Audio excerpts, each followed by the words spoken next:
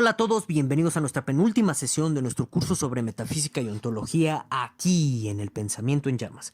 Y bueno, pues en esta ocasión vamos a hablar de esto que se conoce como el realismo especulativo, que bueno, pues en pocas palabras plantea o cuestiona pues esta idea tan popular de la filosofía de la modernidad sobre que nosotros pues básicamente y en pocas palabras no podemos conocer más allá de nuestras humanas capacidades qué es la realidad, qué es el mundo y cuál es su sustancia última.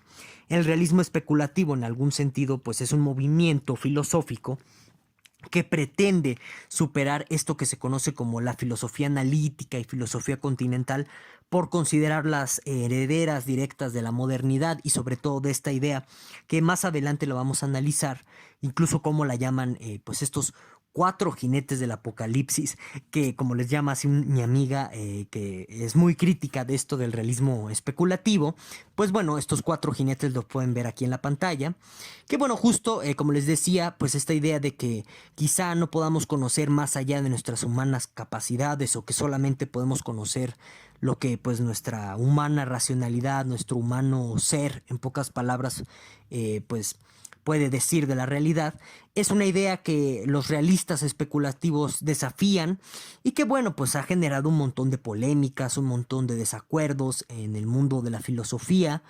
La verdad es que no es muy popular el realismo especulativo aquí en Latinoamérica. Dudo que lo sea algún día. Ya les diré más adelante por qué pienso eso. Y bueno, justo pues yo también me voy a unir a esta serie de polémicas en torno al realismo especulativo y daré en su debido momento pues la crítica correspondiente, ¿de acuerdo? Al realismo especulativo, según esto es algo muy importante que debo mencionarles por una cuestión de honestidad intelectual, según mi entendimiento de la obra de Graham Harman, que es el padre fundador del realismo especulativo que más conozco o con el que estoy más familiarizado, ¿de acuerdo? Los otros tres jinetes del apocalipsis o los otros tres padres fundadores del realismo especulativo no estoy tan familiarizado, debo de admitirlo, por lo que, bueno, pues mi crítica y mi análisis del realismo especulativo es débil en ese sentido, ¿de acuerdo? Lo admito, lo reconozco, no hay ningún problema, incluso eso nos puede ayudar a todos nosotros que sigan el pensamiento en llamas a enriquecer nuestro debate y el intercambio de conocimientos, ¿de acuerdo? Bueno, entonces, como les decía, el realismo especulativo nace como una crítica a esta idea peculiar de la modernidad, que por supuesto digo que es una idea peculiar de la modernidad porque digamos que tuvo su auge con la filosofía crítica de Kant en torno a esta idea de que solamente nosotros podemos conocer dentro de nuestros propios límites de nuestras humanas capacidades, en pocas palabras, ¿de acuerdo? Bueno, esta idea de la modernidad tiene, bueno, le dan un nombre más elegante los realistas especulativos, más filosófico, por decirlo de algún modo. Y bueno, este término es correlacionismo, ¿no? Entonces, según los realistas especulativos, los correlacionistas creen justo que solamente nosotros, los seres humanos, podemos conocer la relación entre pensamiento y mundo, que es una forma de decir que nada más podemos conocer lo que está dentro de nuestros límites de percepción, dentro de los límites de la razón, dentro de los límites del lenguaje, dentro de los límites de la lógica, de lo que ustedes gusten y manden. Pero el punto es que solamente se estipula el término, o bueno, los términos del conocimiento a partir de este mismo campo de limitantes, ¿de acuerdo? Y en este sentido, pues dentro de este campo de limitantes es donde pues los límites se definen en términos de nuestra relación entre nuestra capacidad sensorial, nuestro lenguaje y la realidad, ¿de acuerdo? Espero que eso se entienda con facilidad. Si no, bueno, pues no olvides y no pienses dos veces en dejarme tus dudas aquí abajo en la caja de los comentarios, ¿de acuerdo? Bueno, entonces, en este sentido, los realistas especulativos dicen que del correlacionismo se sigue una visión antropocentrista de la realidad, ¿no? O sea, una visión orientada al ser humano como el único centro y el único centro más importante, más representativo, con la batuta privilegiada para decir qué es la realidad, ¿de acuerdo? Esto puede ser cierto o no, ya más adelante les diré qué pienso al respecto. Bueno, aquí lo importante es entender cómo los realistas especulativos critican este supuesto correlacionismo, ¿no? Y bueno, es importante mencionar que los realistas especulativos parten de la crítica que realiza David Hume a la idea de causalidad. Ya aquí en este curso sobre metafísica y ontología hablamos de esa crítica que realiza pues Hume a la idea de la causalidad. También hablamos en el curso de epistemología cuando nos tocó tratar a Hume de eso. Entonces no me voy a detener en muchos detalles sobre esta crítica que realiza Hume a la idea de la causalidad. Nada más me voy a referir a grosso modo para entender pues lo que nos compete en este momento, ¿de acuerdo?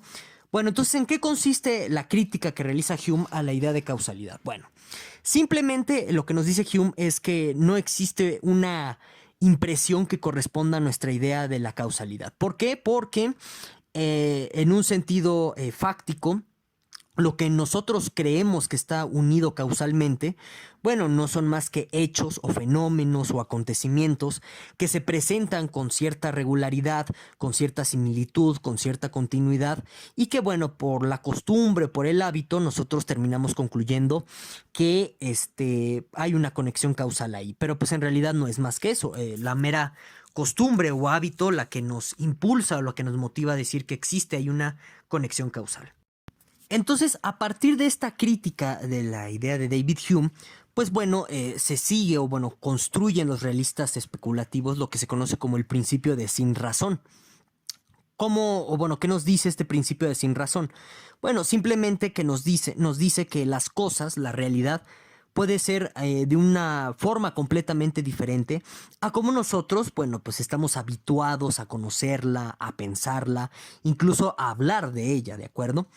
Entonces, en este sentido, utilizan los realistas especulativos este famoso del principio de sin razón para decir que, pues, es falso el correlacionismo. O sea que al final del día, nosotros sí podemos conocer algo más allá de nuestro propio mundo o bueno, nuestras propias limitaciones subjetivas, lingüísticas, cognitivas de la realidad, ¿de acuerdo? Sí podemos ir más allá de esos límites, ¿sí? Pero justo el punto es que al ir más allá de esos límites, pues estamos rompiendo muchos moldes en este sentido que podríamos decir, no solamente antropocentristas, sino yo diría logocentristas. Más que nada serían al final del día logocentristas, ¿sí? Y que justo, y esto es algo más importante todavía enfatizarlo, que nuestro modo de percibir la realidad, o bueno, nuestras teorías científicas, por ejemplo, ¿no? Que creen que la realidad es de X o de Y forma, etcétera, que lo del Big Bang, que el Big Crunch, etcétera. Al final del día, según el principio de sin razón de los realistas especulativos, dicen, bueno, pues eso podría ser de otro modo totalmente diferente. Podría ser el caso que sean falsas todo ese tipo de teorías. Algo muy fuerte, sobre todo para el lado del naturalismo, de la filosofía analítica. Y yo creo que este tipo de críticas va a ir orientada más que nada a ese tipo de naturalismos. Más adelante vamos a ahondar más al respecto.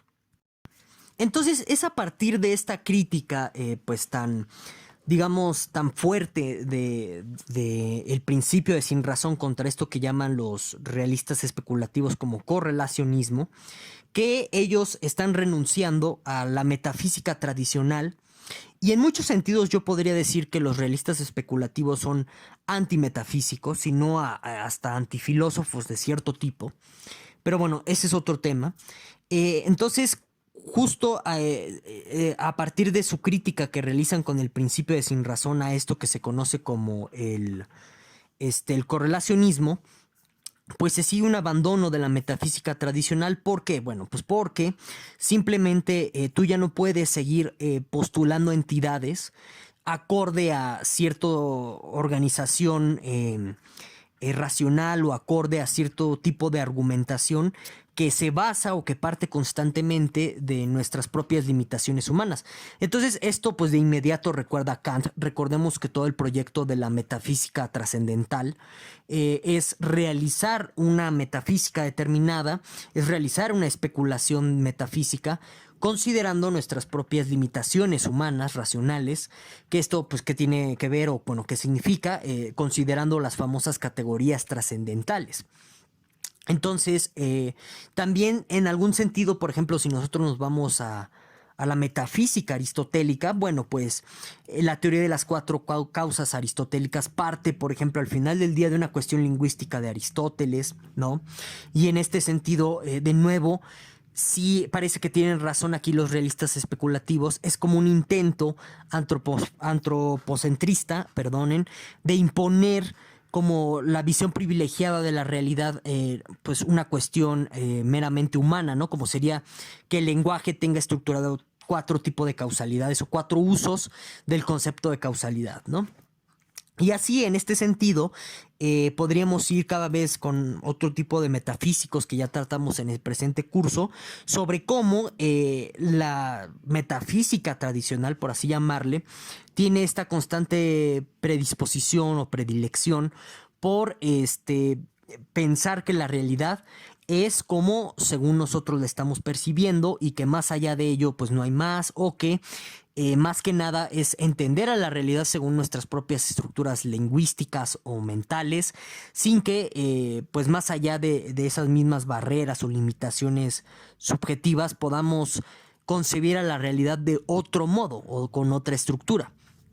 Entonces, frente a esa renuncia de la metafísica tradicional, lo que proponen los realistas especulativos es lo que se conoce como una ontología orientada a objetos, ¿no? ¿Y qué es esto de una ontología orientada a objetos? Bueno, pues simplemente es dejar de pensar a la realidad en un sentido metafísico estructural, es decir, dejar de pensar que en el mundo existe una jerarquización de los entes, es decir, una así al modo de Tomás de Aquino, ¿no? De pensar que existe como el ser supremo llamado Dios y luego sigue el reino de los ángeles y después el reino de los hombres y luego el reino de las bestias y así, ¿no? O en términos de, por ejemplo, la física o la mecánica cuántica, que también tienen cierto tipo de jerarquización ontológica en el sentido de los quarks y las moléculas subatómicas, por ejemplo, ¿no? Ese es un tipo de jerarquización metafísica. Y entonces en ese sentido, cuando tú tienes este tipo de jerarquizaciones, pues indirecta o directamente terminas por fundamentar algún sentido de la realidad, algún propósito de la existencia. Y justo la ontología orientada a objetos trata de renunciar a todo eso. Y con esa renuncia, bueno, lo que trata de hacer la ontología orientada a objetos, justo como en algún sentido su nombre lo indica, es ir a la consideración directa de las cosas, tal y como se presentan, sin tratar de darle alguna forma, algún sentido particular, y en este sentido comenzar a pensar en qué son en términos de sí mismas, ¿de acuerdo? Algo difícil, algo complejo, debo de mencionarlo, porque digamos que nuestra forma de hacer filosofía ya está cableada en algún sentido para pensar en mega estructuras ontológicas de la realidad y tratar de acomodar las cosas según esas estructuras. Por ejemplo, si nosotros pensamos en átomos, bueno, de inmediato pensamos en submoléculas, en subpartículas atómicas, y en este sentido ya las estamos jerarquizando según una estructura metafísica de la realidad, ¿no? Al decir que son submoléculas o son partículas, etcétera, cuando pensamos en átomos, bueno, pues ya los clasificamos según el orden del ser, ¿no? O la jerarquía del ser. Y en este sentido, por eso les digo que es de pronto como difícil pensar en una ontología orientada a objetos que sea estrictamente pura ontología, ¿no? Y esto, pues, dicho sea de paso, nos remite al debate que tuvimos justo en la primera sesión de este curso, cuando pues reflexionábamos con respecto a la diferencia que existe entre metafísica y ontología, ¿de acuerdo? Si realmente tenía sentido o no hablar de una diferencia entre metafísica y ontología, o si en realidad sí había una diferenciación de fondo que valía la pena rescatar. En fin, ese es otro debate, se los dejo a su consideración, pero vean, ¿no? Rumbo al final de nuestro curso, curiosamente, surge de nuevo esta consideración inicial que tuvimos, ¿no? Ahora, también es importante o es interesante considerar esto que ellos mismos llaman como materialismo trascendental, ¿sí? Que también se ha intentado proponer como algún tipo de vitalismo, muy a la Nietzsche, que bueno, pues dicho sea de paso, en grandes palabras, en grandes términos, a mi manera de entender este materialismo pues trascendental está muy basado en Schelling, ¿sí? Ya tuvimos aquí en el curso sobre metafísica y ontología una sesión donde hablamos del idealismo alemán, en el que, bueno, pues justo digamos que hay algún tipo de panteísmo en este materialismo trascendental y también digamos que lo que se trata de ver o lo que se trata de entender es ir a la consideración directa de una antigua distinción aristotélica entre lo viviente y lo no viviente, o una distinción platónica entre lo material y lo ideal. Entonces, en este sentido, lo que tratan de hacer los realistas especulativos es ir directo a la materia, es ir directo como a las cosas más concretas, de tal suerte que se borre en algún sentido la distinción entre lo viviente y lo no viviente, y como en algún punto se hace dentro de la filosofía idealista de Schelling. Y en este sentido, tener una consideración integral del todo, sin que justo tengas una fragmentación de la realidad, porque eso también es verdad. Cuando tú tienes una jerarquización del mundo, lo que tienes es un mundo fragmentado, un mundo roto. Y en este sentido tienes un mundo incongruente en el sentido de tratar de encontrar la conexión de pronto entre diferentes capas o escalas de la realidad. Este problema, por ejemplo, surge en el atomismo de Demócrito, del cual ya hablamos aquí en este curso, de cómo al final del día es difícil explicar la conexión entre átomos y toda la realidad, por ejemplo. Bueno, esa es otra temática, pero digamos que en algún sentido, perdonen, el materialismo trascendental trata como de vencer ese obstáculo, de tener, los obstáculos que dejaron las metafísicas tradicionales, que al jerarquizar toda la realidad, bueno, pues terminaron segmentándola, ¿de acuerdo? Y en este sentido la volvieron incongruente o inconexa. Bueno, entonces, habiendo dicho ya todo lo anterior, pues es el momento de exponer 4 críticas primordiales que tengo en torno a esto que se conoce como realismo especulativo, o bueno, lo que yo les acabo de presentar como realismo especulativo. De nuevo, dependerá de cada quien que escuche este video, dar su opinión, decirme qué piensan al respecto, coincidir o no conmigo, etcétera, ¿de acuerdo? Bueno, entonces, mi primera crítica que yo tengo en torno al realismo especulativo es si en realidad los realistas especulativos tienen razones de peso, para satanizar el antropocentrismo como lo suelen hacer.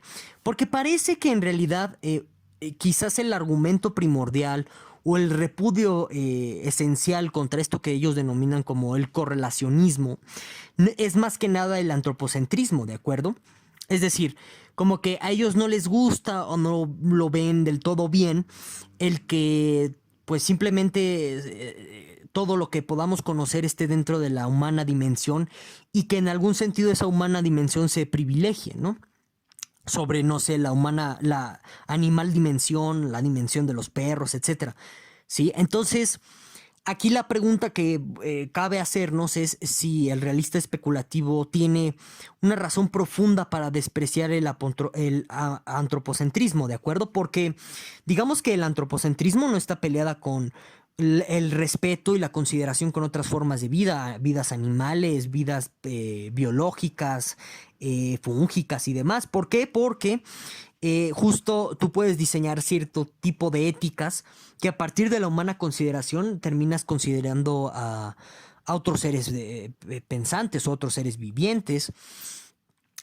Con respecto a la indagación metafísica, bueno, pues el antropocentrismo, tal y como ellos lo están presentando a partir de este correlacionismo, bueno, pues simplemente tú puedes ir integrando otro tipo de perspectivas de la realidad, tratando de, por ejemplo, lo que suelen hacer los neurocientíficos, tratando de mapear estructuras cognitivas que tienen en común los seres humanos con otros primates, con otros delfines, y de esta forma, según ellos, construir una perspectiva en común de la realidad con respecto a otras formas de percibirla por parte de los animales. Entonces, yo no entiendo de pronto por qué hay esta satanización al antropocentrismo, ¿no?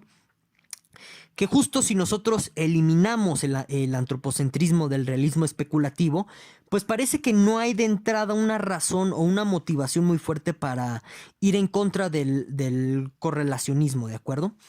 Bueno, ahora, esa es una de mis críticas. Otra crítica es que, bueno, esto que ellos denominan como el principio de sin razón, va a terminar implicando, a mi parecer, la aceptación del escepticismo humeano. ¿Por qué? Porque hay una segunda parte o una segunda historia en torno a esta crítica que realiza Hume a la idea de la causalidad. Ya se las mencioné minutos antes, pero lo vuelvo a hacer brevemente para pues retomar el hilo de la crítica, ¿de acuerdo?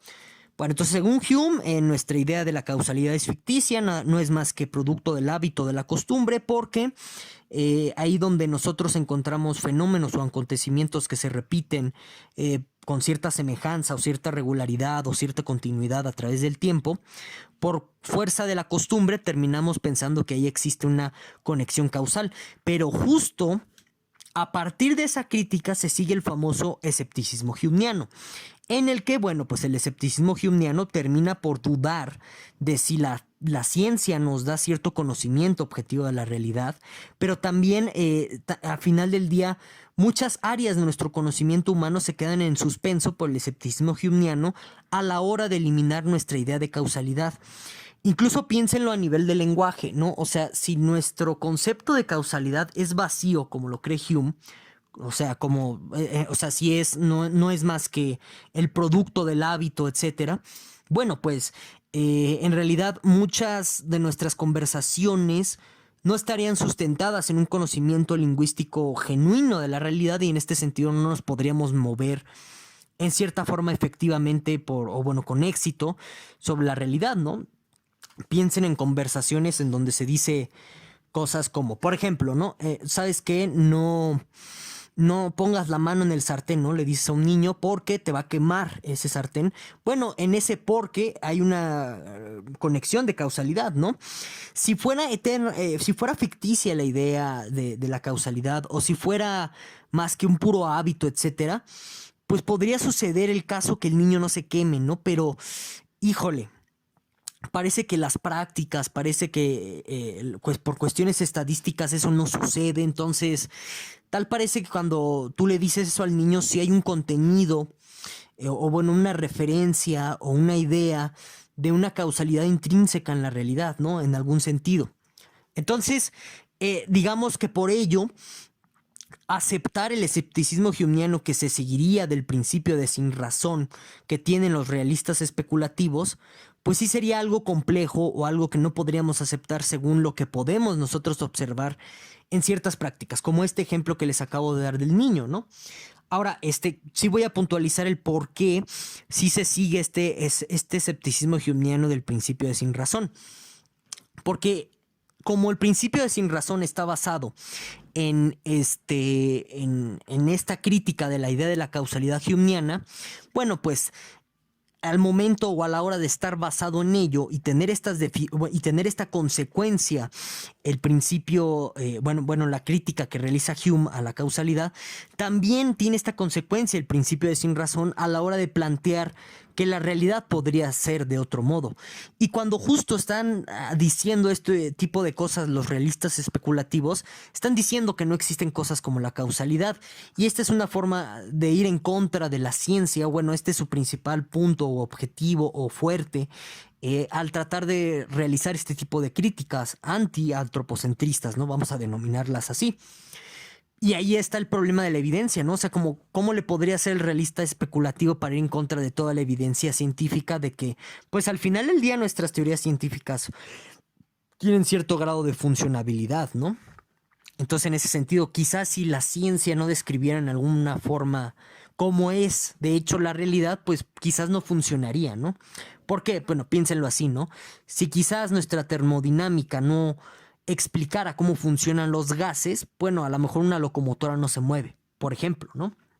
En fin, entonces, en eso consistiría mi segunda crítica, ¿no? O sea, que ese escepticismo humeano que se sigue del principio de sin razón se vuelve algo muy fuerte, algo muy difícil de aceptar algo muy implausible al final del día por el éxito que tienen nuestras teorías científicas por un lado y también por el contenido de ciertos enunciados donde está la idea de la causalidad y de tal suerte que estos enunciados sí tienen cierto tipo de éxito en nuestra realidad, por lo que podemos presumir que en algún sentido sí existen las leyes causales, sí existe una cierta estructura de la realidad, por así llamarla, de tal manera que pues el principio de sin razón no parece estar del todo correcto, ¿no? Bueno, esa sería la segunda crítica.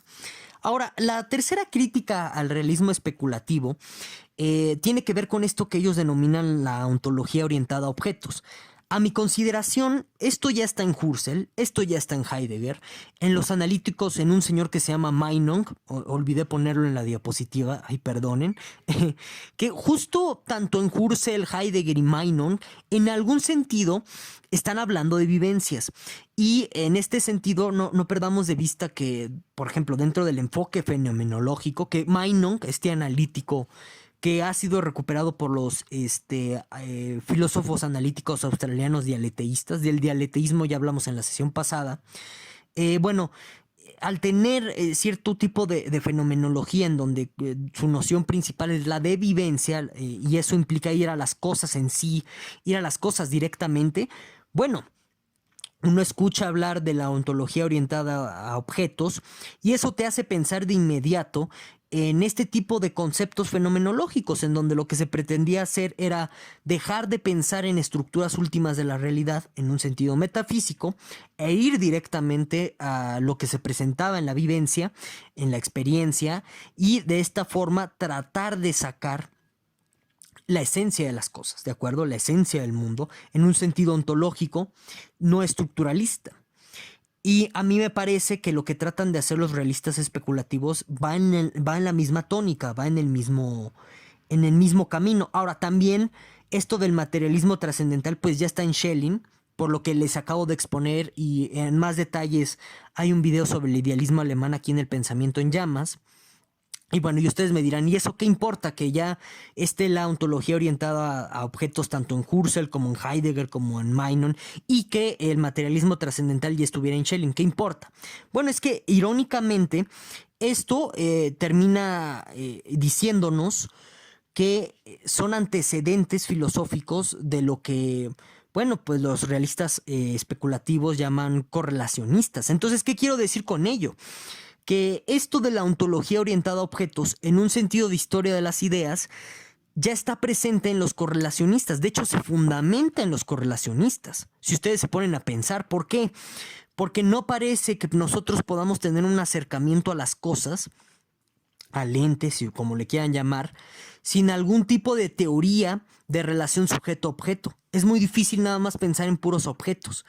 Y más allá de difícil, quizás sea hasta implausible. ¿Por qué? Porque pues nosotros, incluso dentro del mismo campo de la investigación, tú generas cierto tipo de metodologías que precisamente la metodología de investigación en una u otra forma lo que hace es plantear restricciones a esta relación entre sujeto y objeto para que justo la subjetividad no contamine el objeto de estudio.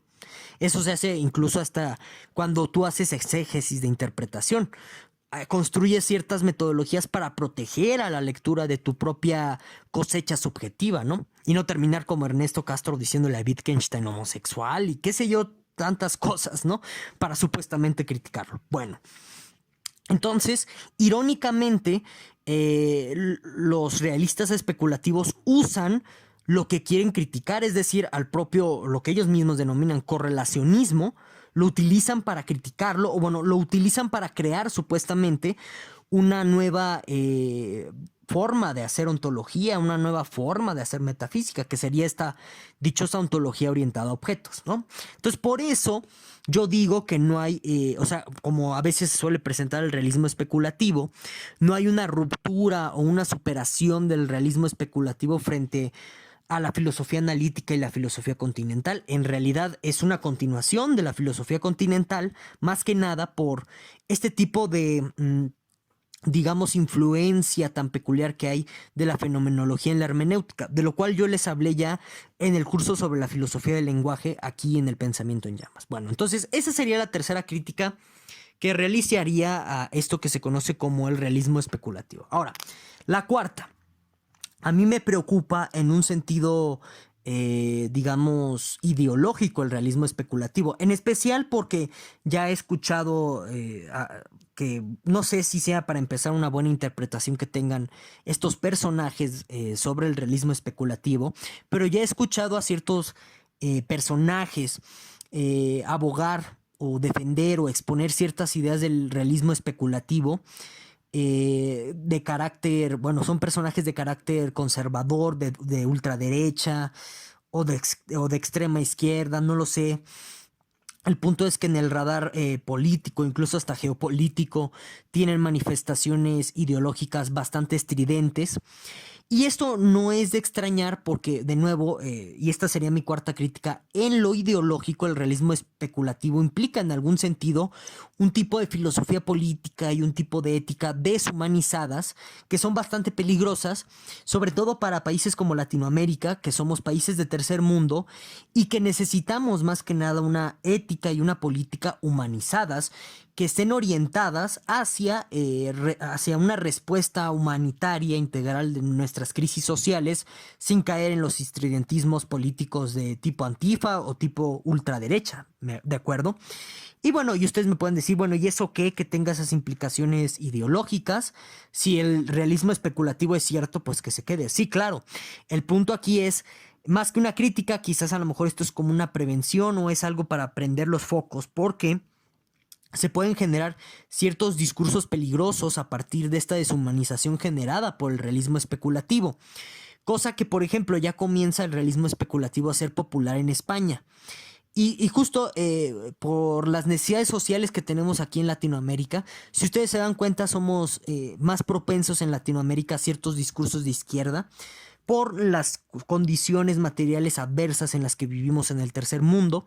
Entonces, por eso quizás esto del realismo especulativo, que es una filosofía en un sentido político totalmente deshumanizada, misántropa, etcétera, bueno, pues no va a tener tanto efecto como pues les venía planteando. Y bueno, ya sin más, pues nada más les dejo aquí en pantalla un libro que me parece bastante bueno en la cuestión expositiva y también crítico sobre el realismo especulativo de Peter Gratton, ¿de acuerdo? Problems and Prospects del realismo especulativo. Y ya sin más, pues muchísimas gracias por escuchar. Nos vemos. Hasta la próxima.